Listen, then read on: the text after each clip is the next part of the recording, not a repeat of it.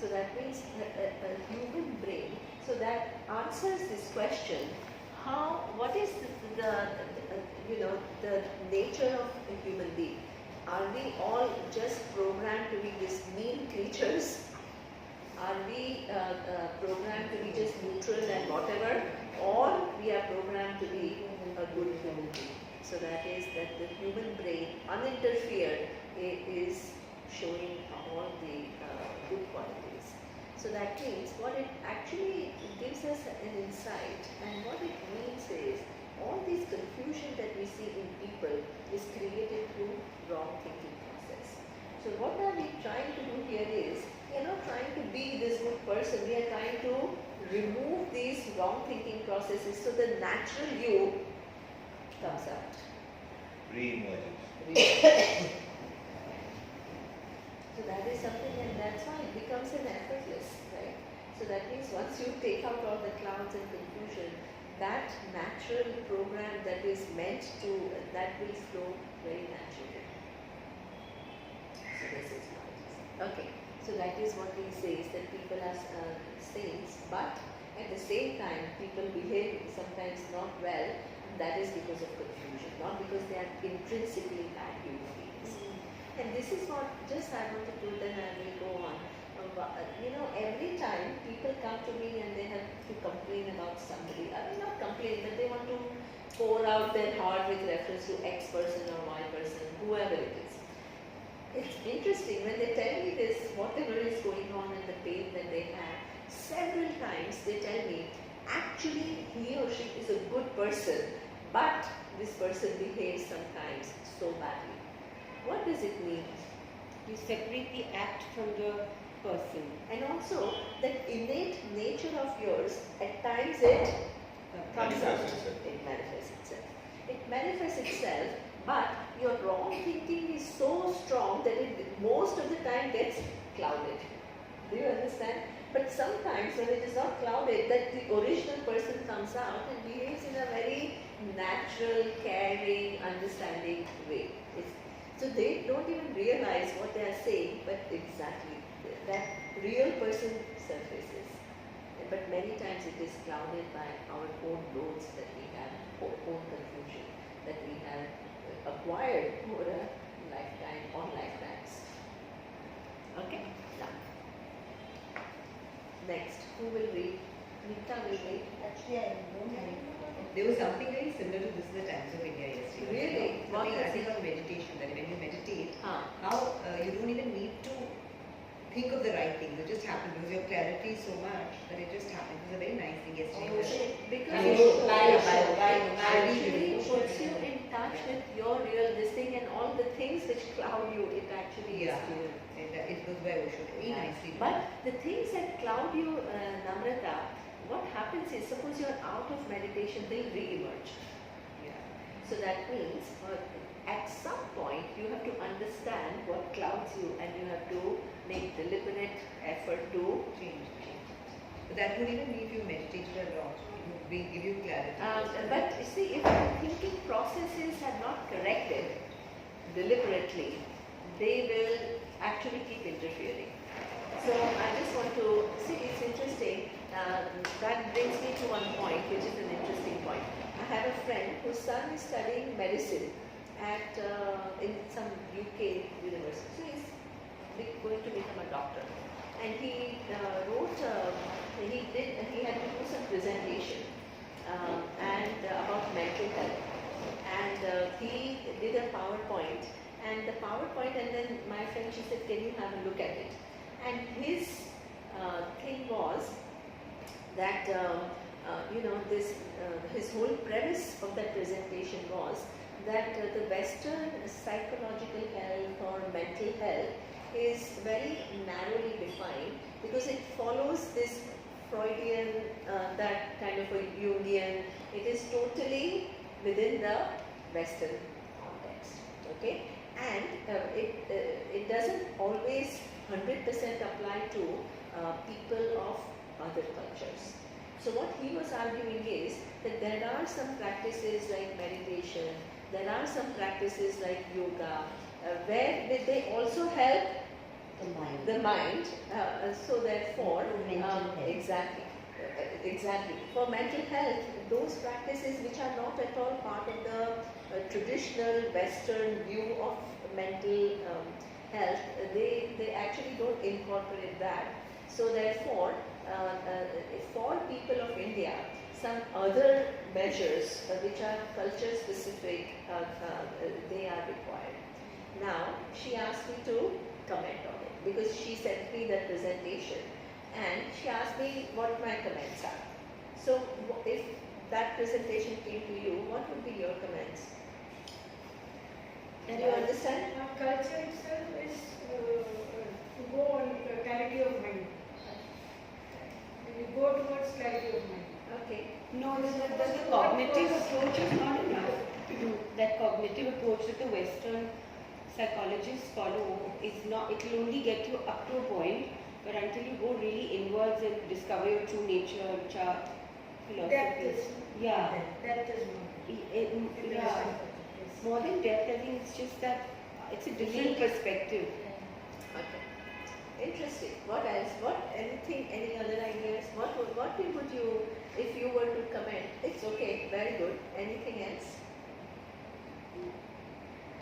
These practices of breathing and shallow breathing and slowing down your breath when the child is, very anxious, very hyper, or you tell them to calm down, breathe with them, and notice that it helps.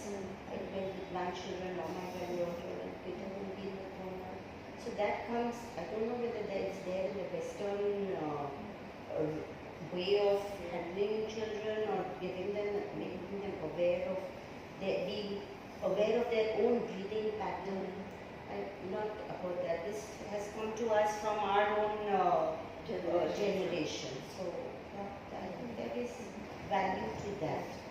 Meditation, I don't know because yes, it is our tradition, and prayer is one thing. Very often when we were kids, they would say, okay, Aarti bolo, okay, say this, okay, Ashlok bolo. Then your mind is diverted from there, and you tell the child, if you get upset, you speak. Or at night you get bad dreams, say this shloka, and the child starts feeling, yes, we also felt that way. Ma would say,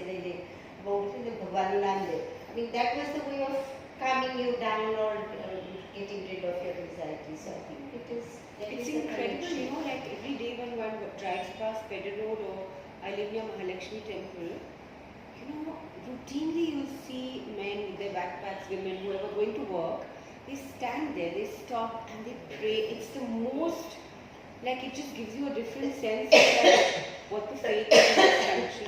Outside Babulnath, outside Mahalakshmi, it's such beautiful surrender to something and then it's like start your day like that. I think that is what keeps the balance in our country. Yeah. Because look at the diversity that you have, and what is stopping anybody who's on the street from picking up a stone and throwing it at everyone's feet. You're sitting there. He slept the whole night on the pavement. It's just this faith and belief and thing that is, I think, there's a big value to it. That's anybody else? That's good. Very good. Okay. She doesn't know questions, so she doesn't know answers. Okay. What am I supposed to answer? Okay. So, see, one thing I said is, in this, see, when he has a starting premise, and that is that so what he's saying is, where is Shaw? No, Duster is here. It's in your book? Is it in your book? Oh, it's inside. Okay. So, he says that this is kind of this Western way of looking at it, and as Namu described, it's mostly cognitive. What does cognitive mean? It means that you need to kind of little bit figure out what your thought processes are, and figure out where exactly is the problem, and then correct it. Right? This is what we call cognitive processes. Now, suppose you use this, meditation, yoga, prayers, rituals, whatever, right? Now, these you don't call as cognitive processes. Why don't you call it as cognitive processes? Breathing, that that Neeta was talking about. Why they are not cognitive processes? For us, meditation is, but for now, let's just think that if your meditation is just keeping quiet, right, or focusing on something, or just watching your thoughts, then it's not cognitive. Why is it not cognitive? Because you're not addressing a particular problem. Excellent, right? So here, what exactly you have to understand. Here, what Tushar is saying is, you actually try to zero in on what exactly is the problem, and then you address it. It's almost like a targeted approach, right? So you zero in on what exactly is the problem, where is your thinking going off, and then you actively correct it, okay? So it is more targeted approach. This is something which is general, right? So when you're breathing, whether you're depressed or you are angry or you're sad, the breathing will change your thinking patterns. It has got nothing to do with That specific problem and addressing it in a targeted manner, right? Same thing with prayer, same thing with yoga, rituals, breathing. So that means these are all what we call a much more generalized approach, and kind of it works through. Now, what has happened is there is a lot of research that goes on here, and this is something where up to now with Dalai Lama, this whole thing is changing. He's making, he's collaborating with all these neuroscientists, and he's seeing how meditation helps the brain, how it changes the thought patterns and all that. So he's doing very cutting edge research on all of that. But until now, this area was all very kind of nebulous. Nobody knew exactly how it would change the thought patterns. Okay. Now, so he seemed to argue as though these things are what we call culture specific, because we have come with this culture, right? And therefore, when you take into account the mental health issues for India, you need to bring this in because this is not adequate enough, right? That was his basic premise, right? On which his very sophisticated presentation was made. Now, what all you say is very true, that these things are important, and our culture does include all of this. And if somebody is facing a mental health issue, we need not always go to psychology the way it is developed in the West, and we can incorporate some of these issues. But my what I told him was slightly different. What I said is, this particular premise presumes that this meditation, yoga, breathing is only culture specific, and it will help only Indians. Not true. So that means what these are also, just as these targeted approaches are universal in some ways, this is also universal. Why would it not be? Exactly. So that means the point is not what it means is more predominant here. His That is more predominant there. But both of them, like we need to have more cognitive over there. Super. Why? Because we have a problem and we say, okay, pray. Excellent. But what prayer? You have to deal with it. Super. Super. My point was exactly the opposite. I said they have some universal, please don't negate them, they have some universal truths that if your thinking in a given direction is, I'm no good, no matter how much you pray, no matter how many rituals you do, if you don't change those thinking patterns, they will continue to remain in one way or the other. Do you understand that? And similarly, the Westerners who only try to change patterns, but if you don't kind of try to internalize it at a deeper level at meditation, then that will also not be complete. So my argument was not that this is culture specific for here, and that is culture specific for there, and therefore kind of let it be separate. I said the whole pool of mental health needs to expand, and it needs to bring in some aspects of this cognitive psychology, which is extremely important, and some elements of meditation, yoga, and they are all universal. So what then it would mean is that we introduce some of these cognitive things in our culture which are lacking. And they take in what?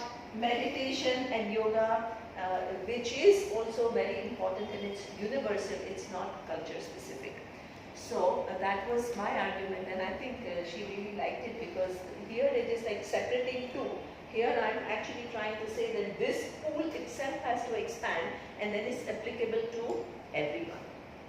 Is there any school of thought that actually does this? So there are some, see, in fact, then I told her that actually the world seems to be moving in that direction, because this Surya is very much in these kind of things at a academic level. And somebody told him that there is some, he knows the name of the app. There is a meditation app. Breathe. And, 1 second, no wait. So that meditation app is recently approved by FDA. Wow. That is huge. That's FDA is this American Federal Health Drug Association, Association. right? Yeah. So that means if they approve this meditation, and what they have done is, it's interesting, they have specific meditations that, okay, suppose you have anger issue, then this is the meditation for you. Suppose you have depression issue, this is the meditation for you. And now, for example, if you want to buy this app, it is reimbursed by insurance, because now it is FDA approved. So the world is moving towards that. So the overall expansion of what is mental health, and how do you deal with this mental health. But we also have to recognize the fact this is very important, but we can't forget this also, as Tushar is saying. Because sometimes this generalized approach helps a lot, but sometimes some thinking requires a targeted approach, and you actually need to detect where your distortion is, and you need to correct it. So we need to also take it from here, and they need to take it from there, and this is then applicable to everyone. So this is something that we need to recognize. Otherwise, we have this a little bit of this tendency. I have, some people who come to my classes, they are from a little religious, and they have this whole thing that, this, Swamiji was very clued in psychologically. So suppose there are some sentences in this, never have hatred towards anybody. He would always Make them with gentle, right? Now, some people say, why is he analyzing? It said, simple, don't have envy, don't have hatred, why do you need to discuss this? So what it means is, it misses out on what? Nuances. It misses out on how human beings think. And you, as I was telling you, I think Namu Cash caught it. Suppose I keep telling you, you have to be like this, you have to be like this, you have to be like this. It misses out on who you are today and how you get there. So that means you have to start with what you have, right? You can't pretend that you don't have it. And then, exactly, that has to be a journey. And that journey has to include all these different processes.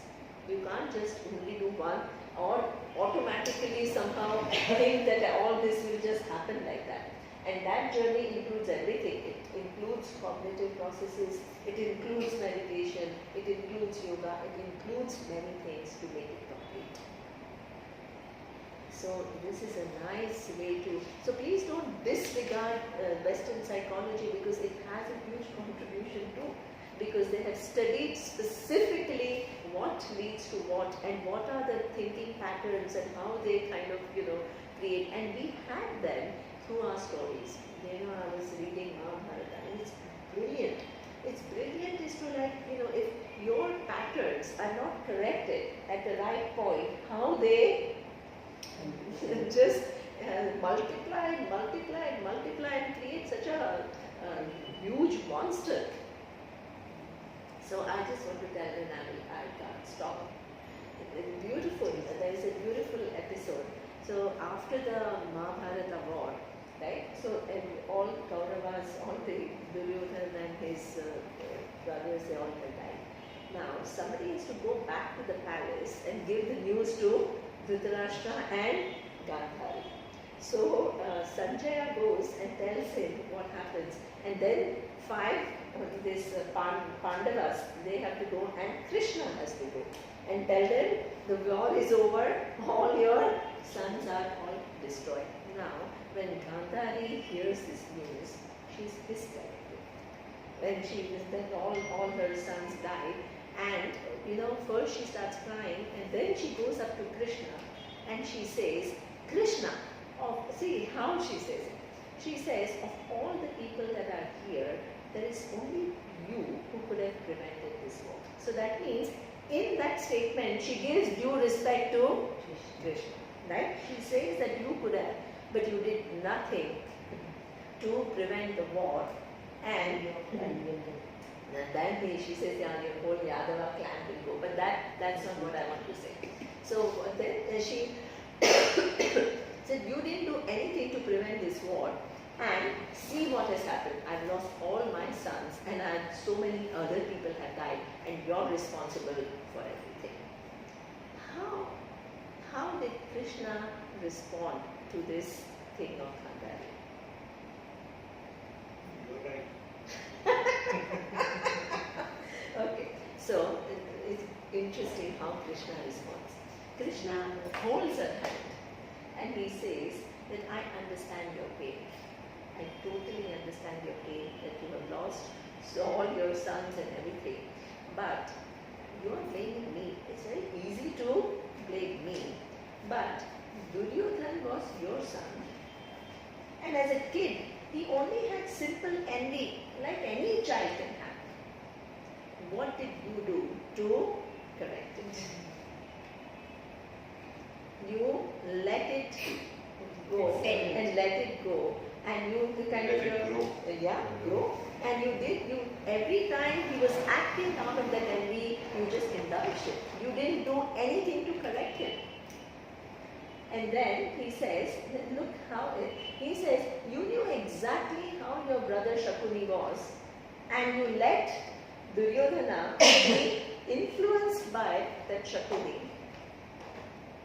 And what did you do at that time? You just kind of let it be. Then several times Pandavas they were so badly. One time he tried to make this rat's palace and tried to kill them. Then the game of dice, and then Draupadi's disrobing. Everything happened in front of your eyes. You saw it was multiplying. You chose to be blind. Exactly, and you chose to be blind. No, it suited you. So because you were enjoying the fruits of your son's wrongdoings. Right? So you became the big one. You kicked out those people for poking you or whatever. You enjoyed it. You were having fun. But it was against So my son was doing it, but I was also getting you the were fruits. also accomplice to the whole thing, and you didn't do anything to correct it, whereas your role as a mother required for you to correct it, and you didn't do it. And then he says, in spite of all of that, who came to negotiate with you? And I was willing to settle for only one house with 5 rooms for Pandavas to avoid the war. And Duryodhana made the statement that I will not even give land equivalent to the eye of the needle. And if he wants it, God, take it with God. It's easy for you to tell me that I could have avoided it, but please look at your responsibilities. So this is what it is. We had series of opportunities for corrections and interventions. And if we miss all these opportunities, then when the outcome comes, we are overwhelmed. Then we tend to blame somebody else because that's the easiest way to feel that hey, it is not my fault, it is somebody else's fault. So what Lord Krishna is doing, see, it's interesting. He could have just said, you're right. He could have said, what nonsense are you saying? No. See, amazing response. He holds her hand. He shows and he says, I understand your pain. And at the same time, he says what he has to say. Look at this multi-dimension. He himself is not drowned by, oh my God, see Gandhari, what is she thinking about me? She's saying all these mean things to me. His mind is not at all confused with the inputs are coming, but the processes which process those inputs and give response, they are all clear and complete. Why is it complete? Because it has emotional element to it, it has cognitive element to it, it has this element that you don't personalize everything and wallow on why did she say this to me. It has everything, it is in its right place. It's wonderful. So that is. Neema, there must be very rare instances where the parents have played their role correctly and then the kid goes very rare. I don't think. I mean, Sorry, what is your point? That the parents if have the played parenting their role. is correct, Yes. like most of the time I think your kids should, like, you know, that base, that solid base which you are talking about would be there. Absolutely. Yeah. See, I think, Tushar, what the problem is that the parents want to do the best for the kids, But they don't know themselves don't They know. don't know. They themselves don't have the perspective. They themselves have not invested Everybody in needs to get a having the right license. picture. Also, Before there they are produce peers children. and all. No, but I don't agree because there's so much peer So much pressure. peer The stuff. child, they spend so much time If you're at a young age. yeah. Your awareness to keep diverting them, correcting them in those rooms, because it's only till the first, now till they go to school at 2.5 and 3. So it's so much. So, your parent is not the only influence, but it's a major. Sometimes they say if you're in your past sanskara, sometimes you just behave. Yeah, it's a combination of many things, but that doesn't absorb your playing your role of parent. Same you can do it, but it doesn't. In the sense, the child is more out than it is in with you anyway. Yeah. And even whatever you can do, but the amount of children and the amount that they get influenced by others, it doesn't. No, that's okay. And But also here, for at a example, certain age, they have your children till they are your children always. But then when they become adults, it's very, you may tell them this is incorrect, this is not right, but it just doesn't, it's very hard. so see, here the point is, see, But the this whole nuanced point approach, is very important. I want to share with you all this Netflix serial where this exact scene came to my head when the way you described Krishna and Gandhari. It's this serial called Delhi Crime, and it's just brilliant. It's about the Nirbhaya, it's about the Nirbhaya gang rape, but it's told from the police's point of view because this man has done a lot of research into how the police operate. And there's this one scene where two of the men who were part of that group were caught and they're in this jail, and the Havaldar, everyone's really angry because it's such a heinous crime. So the Havaldar keeps kind of torturing him by running his stick along the jail railing. And it's like a horrible feeling, right? He's just like taunting him constantly. And the senior cop comes and says, don't do that because it's like he says he's going to have his due process of trial, etc. and he's going to be punished, but we cannot put in our own, like, whatever. There's a kind of a weird compassion towards him because he also tries to kill himself, etc. So it's like an amazing story of how you have to still be proper and yet get the right thing done And get it across. and get it across, but you can't. And it just reminded me of that for some reason because it's many things happening at the same time. Exactly. So one thing is, see, Lord Krishna is, look, our whole answer is, yeah, that's true that there are other influences and you can't totally control Duryodhana. He didn't ask that. He said, what did you do? Very different question. That means you can't absorb yourself, we will have other influences and we will behave. Think about when did you tell Duryodhana, this is not appropriate? Then you can tell me, I told him, but he did not listen to me. Do you understand that? He says, think about when did you actively participate and tell him that this I don't agree. And especially when he is younger, he can be corrected many, many times. Look at this Krishna's, see, otherwise what happens is, everything is mixed up in our head. It's true that there are other influences, but that... You absorb yourself by saying to your friend. Exactly. Absolutely. You absolve yourself by saying there are other influences. The whole point of life is, what were my inputs? Because that's all you can do, right? And were they proper or not? Because many times if you go back, our own inputs are not appropriate. But the easiest way to say is, he has so many other influences and all that. Like you suppress it, you deny it, you justify. Even for your children, you make the same thing all the time. You're using those same tools. Justify, suppressing, denying it, all that. Exactly. Right? As a one parent, I always had a problem. I didn't know what you would expect from a father. I don't know to think like a father.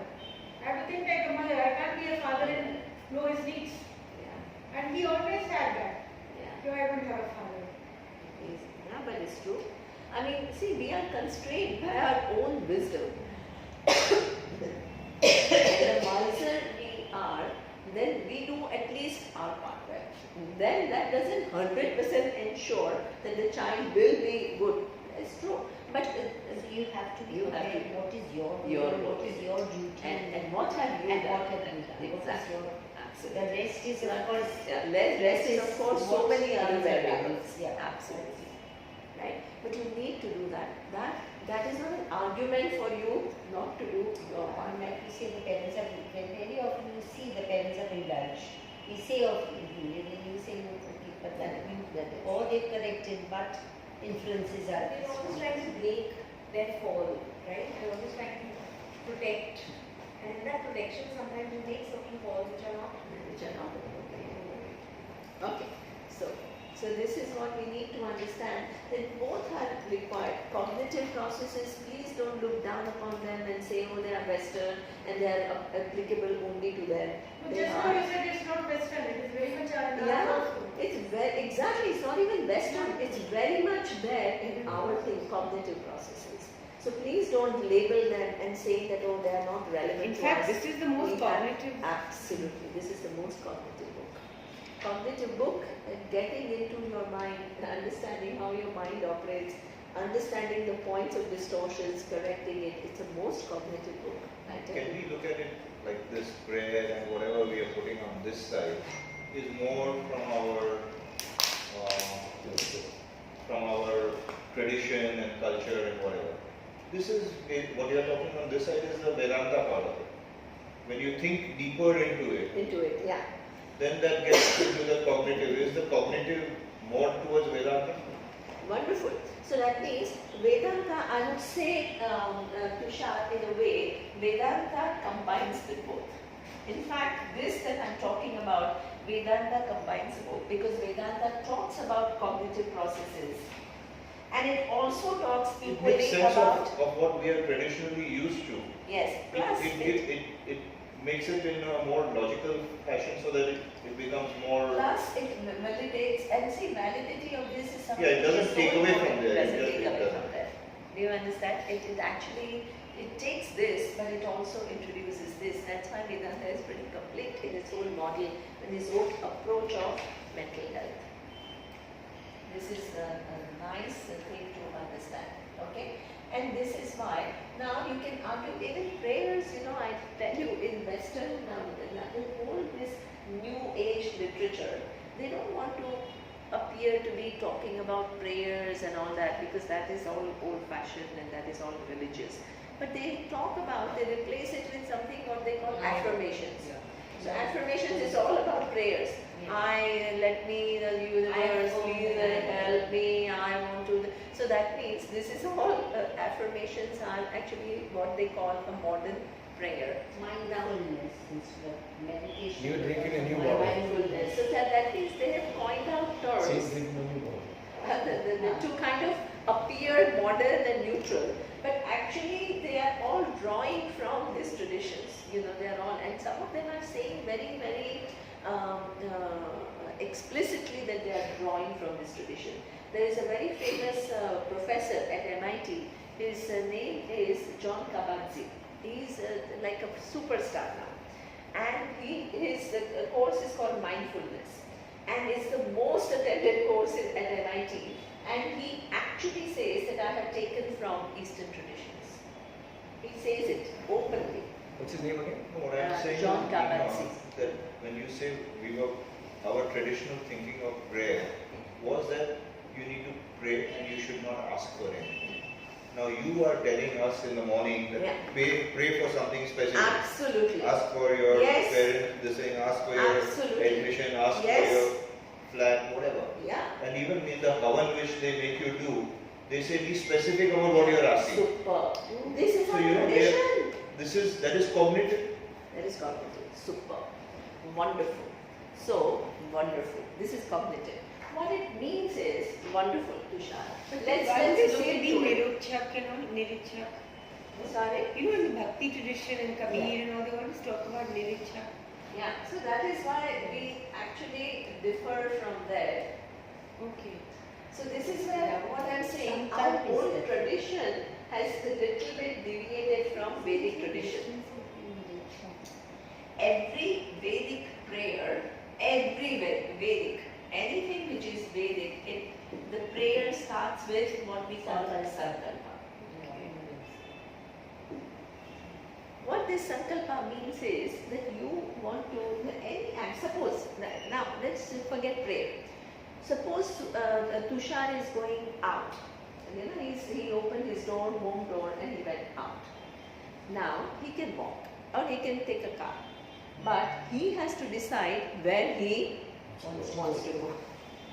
He can go. He has a car. He has a driver. He himself is all ready. But suppose he doesn't have in mind where he wants to go. He'll roam around everywhere.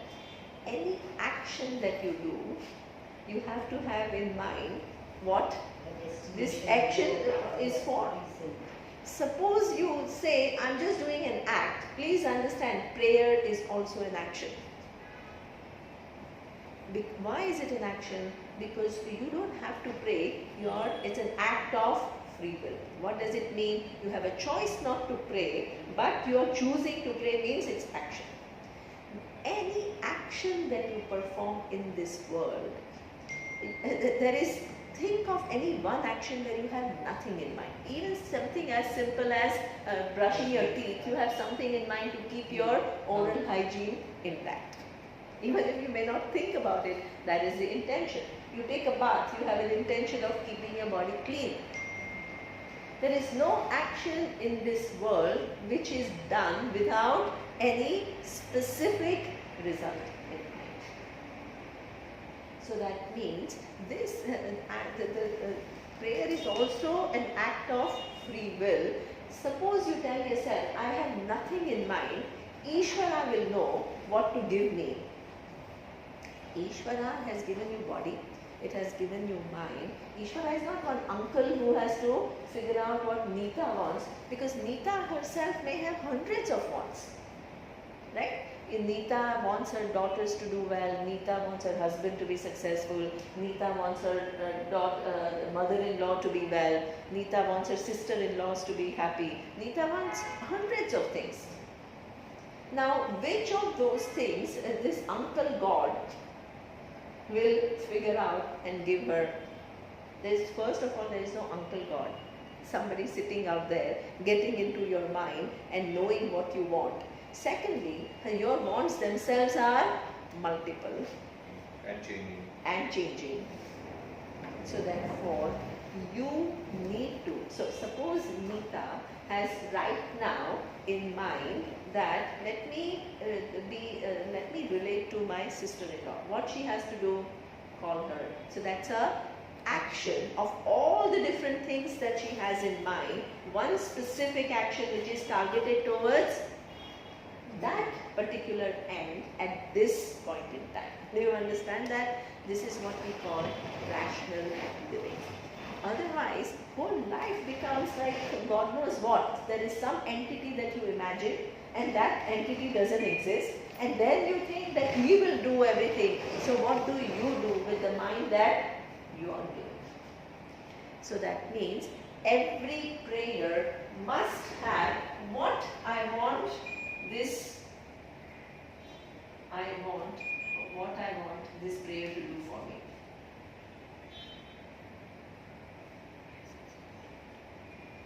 Where I have multiple needs, where I want it to go. So this is what we call a sankalpa. Now, suppose, and please understand, you can have different prayers and different... General well-being prayer? Like you can. So that means... That that is also, see, that's, we have prayers like that also. Please understand, now, what I want to say is, you can have multiple prayers, right? Now, suppose Tushar is saying that Bhagwan badane sadbuddhiya. What does it mean sadbuddhi? Take people, in fact, when we pray, when we do this Gayatri mantra, this is exactly what we are asking you. Correct. Take our minds in the right direction. And not my mind. It says, Dhiyo yo naha prajot. Naha is not na. It's naha means let our minds be illumined and taken in the right direction. So that means, in effect, you are asking for sadbuddhi. And that's a wonderful prayer. But this is also sankalpa. Please understand, you want this prayer to go towards what? Clarity of thinking among people. This is still sankalpa. Now, suppose Tushar gets a news that his friend in London has trouble. So in the morning he prayed for sadbuddhi. Does it mean that in the afternoon when he gets this news, he doesn't pray for the well-being of his friend in London? Does it exclude this? No. What it means is, your prayers can become more and more evolved and more in general, but it doesn't mean that it has to exclude all of this, because right now what you have in mind is your friend's welfare. Do you understand? So this is more what we call targeted. Because right now this is what you have in mind, and you also can have general prayers. Both, because we need help in every area of your life. You tell me one area of life where you are totally independent and you don't depend upon the universe and the variables that are so many which influence your life, and you don't want them to be, indifferent to them being favorable to you. Show me one area of your life.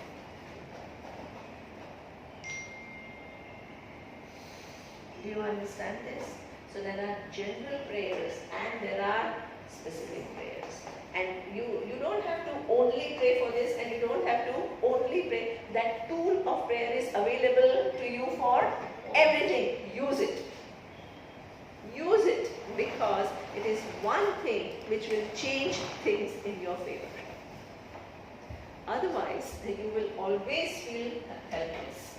Human life is about helplessness. Why? Because we don't know what tomorrow is going to be.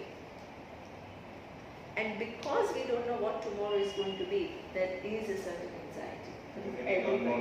Unknown variables constantly in every domain of your life, you're going to face unknown variables. So that means if you're in denial, suppose you tell in your mind, these are all small things and this is a big thing. Suppose you tell, these are all small, these are all selfish, these are all, you label it. Oh, I'm going to be greedy, I'm going to be selfish. Suppose, right? Because you're asking for a relatively small thing compared to these big things. But if these are your needs right now, And if you're in denial of those small needs, when will you get to big? You need to address small to become big. If you're constantly trying to suppress the small, thinking it's small, when actually it matters to you, then you're in denial. Same problem. You have a need, but you're in denial of that need. And you name it as small, where actually it looms large. No, you say that, oh, I'm as it is privileged. And So then- many other people who are not privileged. So Okay. how can I Go on. go on asking for this thing when, So we try to think. We Something think. about food once. Huh? You said that about food once. That people are eating and they tell their children, what do you must finish your Similar. food because children in Africa are starving or something. Yeah, absolutely. See, Is that constantly these are very important things, because these things you need to know. Otherwise, what will happen is we create our own kind of world of internal comfort, which is not in keeping with reality. And as long as we stay within our own world of comfort, which is not in keeping with reality, our growth is not complete. And we have pet ideas. Now, this is something which is very, very, I'm going to talk about it because it's the most prevalent problem that I see. Tushar, what he said is, I am privileged. Most common, especially in this South Bombay group, where obviously it's true that people are privileged, right? We are not denying it. And then the other people are unprivileged. And it's true. I mean, why do you come to this conclusion? You come to this conclusion because you look at your home and you see the homes of others. You go to Dharavi. Surya's parents were visiting, so Surya sent them on a trip to Dharavi. And they were like shocked at how people actually survive, and still they are so cheerful, right? So that was, so you compare the homes of yours, what you eat, cars, how you travel, and you compare it to others, and naturally there is a thinking that I'm privileged and the others are not privileged, right? If you look at the world through these criteria, it seems like that. But what is very important for you to understand is, suppose, right? So I had this is what we call a very common coping mechanism that we have, okay? A coping mechanism is, suppose you find that in one thing, okay? So suppose your business is going down over a period of time. Now, what you tell is, suppose you have $1 billion business and it is coming down to billion. Now you tell yourself, anyway, this million is so much better than what others have. They don't even have thousands. This is a thinking that we use to what? Kind of have a little pacify and have a little comfort. But in this position, what is missing is what? Tell me. The expansiveness to share. You are giving up. Huh? The expansiveness to share whatever you have. So that means the one thing is, suppose from million, the millions, the thing goes down to million. You still have more than thousands. Then it goes to lakhs. You still have more than this. How far will you let yourself down because you are relatively better than others? And are you actually satisfied with seeing this billion going down to thousands and lakhs without doing anything about it? Is this human nature? You stop trying, right? Absolutely. So that means this kind of a thinking is destructive. Why is it destructive? Because that person who has thousand has to struggle to make himself up to lakhs. But you also need to struggle to what? Get back to this. This is human nature. And if you don't apply yourself and you're just passive, because you look at the world and you say this one has less than me, it will make you the most, person who is not participating, who's not doing something for your welfare, who's not engaging intelligently. And you're using these people, and in fact you're using somebody's suffering to make you feel better. This is not the right way to participate in this world. In fact, the right way to participate in the world is, let me get back to my billion, because that's what, and I can use myself intelligently, and if I have access, let me help them. This is the right way. Otherwise, we get into this kind of a comfort that I have this, so that means you've created an artificial superiority compared to others who you have said to be inferior to you or underprivileged, not privileged compared to yours, and you keep feeling good about it. So I have a friend, so she said, the same, we do it all the time in our life, right? So she had, she fractured her arm, right? Now she is in pain and she has to take care of that. But now, so what is required at that time to? But she kept saying, oh thank God it's not a huge problem of big C. How does this cancer?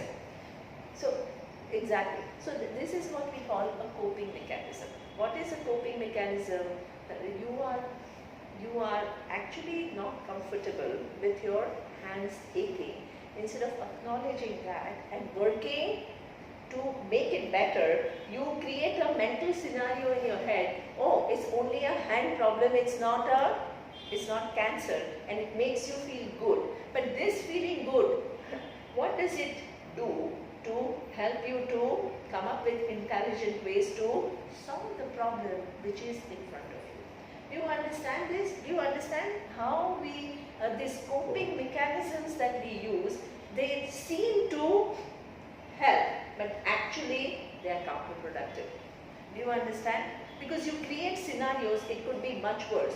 But yeah, but right now you have this, and this requires dealing with.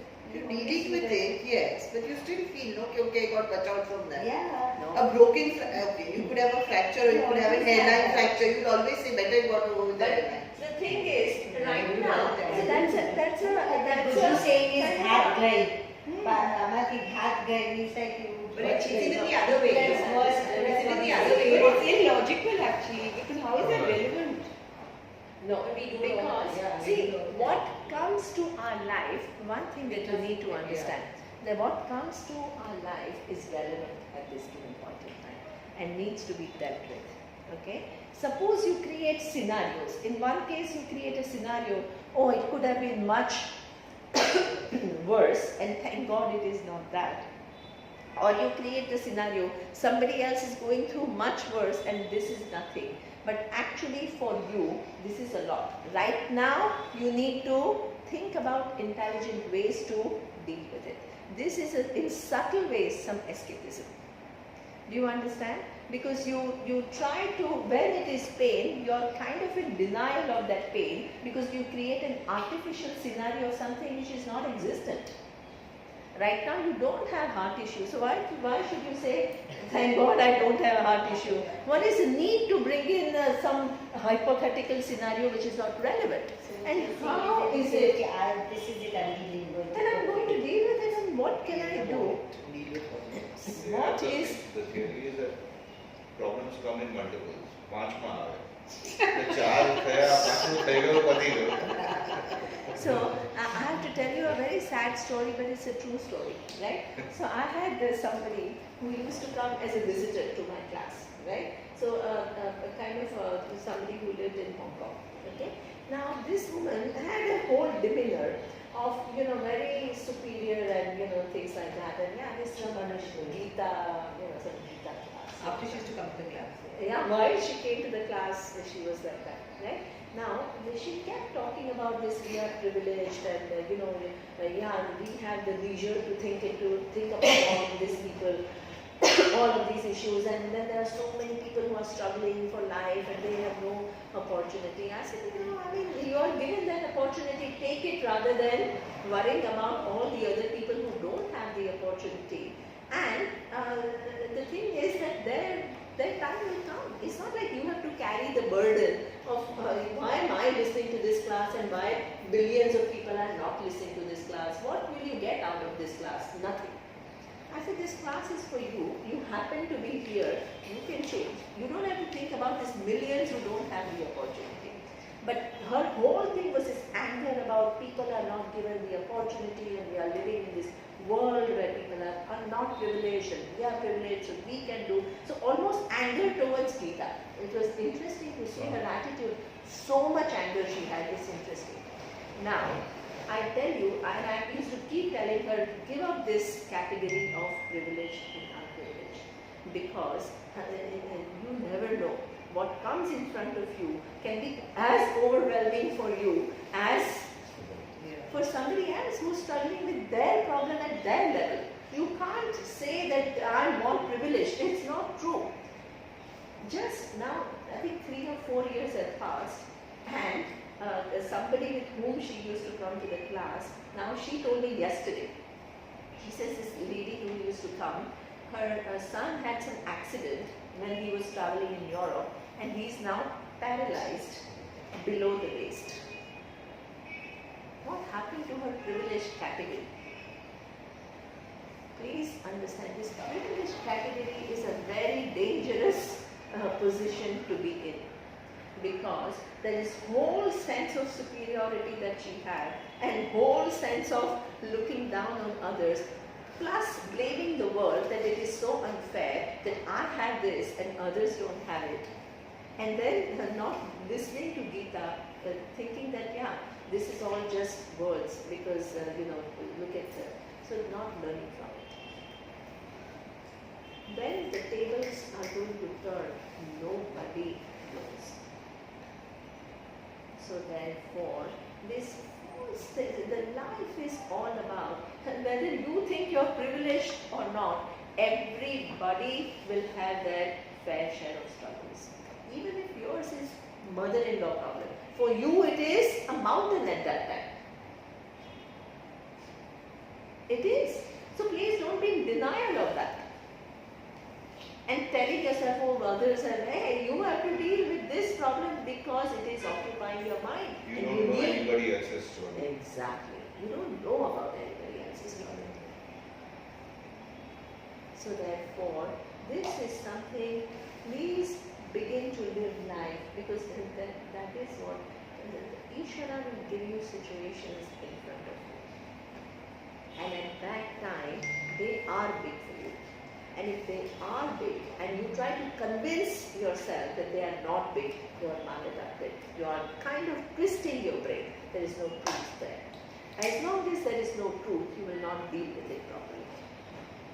And when you don't deal with it properly, the residues of load fade away. I'm not telling small things, I'm saying big things. Because we are so programmed to, this is what we call coping mechanism. What are coping mechanisms? You somehow try to, this almost a form of denial, Malini. Kind of a form of denial and justification. It's yet another form of that. What is in front of you and what it is doing to you, you're in denial of that. And this is a kind of a logic, a mental scenario that your mind creates to make you feel a little better about it. All these tricks. Yeah. All these tricks. Absolutely. We constantly use it. Constantly use it. These are coping mechanisms. Please understand, coping mechanisms at times, these things you have to know for your mental health, I'm telling you. These coping mechanisms at times are useful. They are also Ishvara's creation. Like this will also pass. No, I say that. So, and let me give you an example and tell you what I mean by that. What it means is, suppose there is a child, right, who is 6 years old, right, suppose, and his father beats him up, right, for some form of abuse. Now, the brain of the child who's 6 years old is not developed enough to understand what is what. So he will cope with it in his own way. So what is, he'll either tell himself, oh, I'm no good, that's why my father is beating me up. He'll have to make sense with his own brain, right? Or he can say that, oh, no, my father is nice only. He'll be in a complete denial of the fact that he's a real this thing. So these are what we call coping mechanisms. At that given point in time, it allows us to go through that experience. Because if we didn't have these coping mechanisms, we will break down. You have to tell yourself it's something to appease yourself for that given point. It's okay, it's fine, because at that time you're not capable of dealing with it. But still it's not dealt with. Exactly. So that means super. So, but still it remains undealt with. Now, what happens is, as life progresses, this undealt with, you have forgotten about it, but it is still there and it will keep interfering. It will change your perception of things, it will change how you feel about things, the depression or whatever it is, anger, with fears, it will keep interfering. And the thing is, we don't even recognize that it is undealt things which are interfering. You always impute it to outside world. So this is where it continues to interfere, but it goes undetected in your life. Then, at one point in your life, you need to acknowledge it and you need to correct it. Because if you don't correct it, it will interfere. So that means when you're doing the correction, please understand that. This is very important. When you're doing that correction, suppose this event happened when you're 6 years old, and suppose you're doing the correction when you're 30 years old, right? A long time has passed. When you're doing that correction when you're 30 years old, you have to tell yourself that as a child of 6 years old, this is what I did, and I couldn't have done any better. Because at that time, I was not equipped with more knowledge, more understanding. So therefore, this guilt of, oh, I didn't do the right thing when I was 6 years old, that you have to free yourself from. But you have to have that understanding. Excellent. So that means when you're doing, so hopefully when you come to this class and when I'm talking about all of these, something will stay and then you'll do your corrections. Otherwise, it will never go. So, so suppose you have to say, at that time, that's the only way I could cope with it. And that's okay. But right now, I'm not 6-year-old. Now I'm 30-year-old. Now I have the capacity to change it. Right? So that means you're validating what you felt and how you behaved when Western you were 6. psychiatrist system that helps in this in a very good way. Very, very big way. In this whole process of healing, Western psychology helps a lot. Then you have to acknowledge, you have to understand that that was a child, and then you have to again little bit reflect that you are carrying it, even unknowingly, somewhere suppressed, how it is influencing your life right now and your interactions. You have to see that connection. If you don't see that connection, you're never going to change. You have to see that it affects you and it affects people around you. And then you have to say, how can I do things differently from now on to the standard? This is what we call the cognitive approach. Cognitive approach is you need to target and you need to fix it. And in that process, suppose, as I told you last time, I showed you this neurosciences, and I said that sometimes those patterns of thinking are so strong, right? Neuro pathways I showed you, that those patterns are so strong that even if you cognitively understand, it's not like your neuro pathways are going to change overnight. They will take years before they all disintegrate and new pathways of thinking will emerge. So in that process, meditation, prayers, they are extremely useful. Extremely useful. Because in the cognitive process, you're working at the level of the cognitive mind and the cognitive understanding, but what is felt and what is carried on is a very deep certain things. And at the time of meditation, you can go a little deeper and you can uproot these things much more fundamentally. Prayers are very, very helpful. When you feel helpless with reference to a certain pattern or certain pain or certain whatever, you have to ask for it. You have to do what you have to do, but then you have to ask for it. So that is why this is what we call a targeted approach. You have to ask for help with reference to that specific thing. Not, oh, I'll pray and Ishvara knows everything. And that will not work. You have to you have to take charge of your life, and you have to understand what is it that you want to change. If you yourself don't have that answer, what is it that you want to change in your life? What is it that you want in your life? Who can answer it for you? Tell me.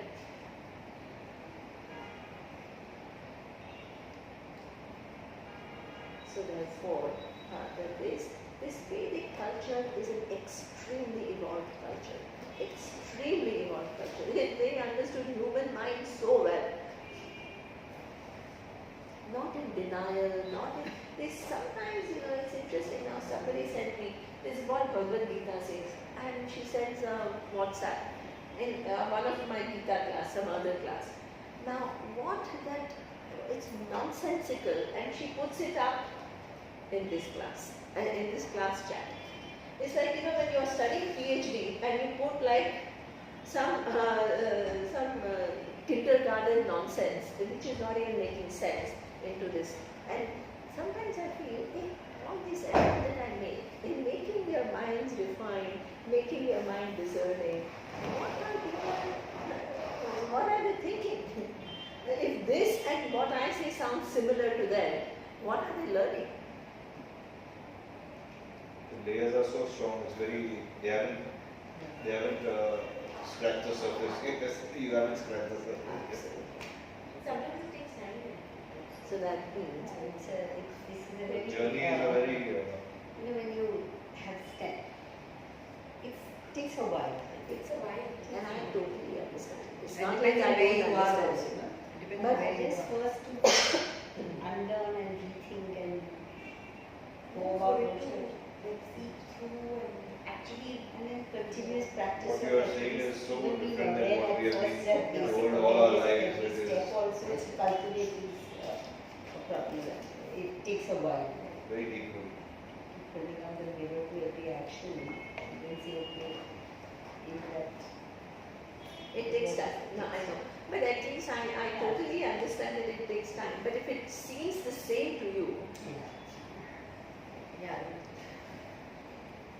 that discern and see. I mean, things take time. I understand that because I have also taken a long time. A long time to be the person that I am, and probably I still have a long time to go. I don't know. But one thing is that over a period of time, your discerning power has to be sharper. That otherwise all these hundreds and billions of things that you hear, all superficial, and this class, if it all seems the same, then there is a lot of time to go. There are many layers. Okay? Now I don't want to judge anybody, but what I want to say is spend time thinking about what I'm saying, because these things exactly what commonly is told is so different from what I'm saying. Okay? So, now, next. Who is reading? It is 13 now. Oh, it's 10:30 already. Yeah. Okay. We didn't do anything today. We didn't do anything. So But why now we we got did into this do big it. discussion? We did Can coping you read one mechanism. paragraph I more have to 2 pages to We did coping But- mechanism. But exactly if you understood You push me this, here. It's not which they can. Tushar, what is this after all this effort I made?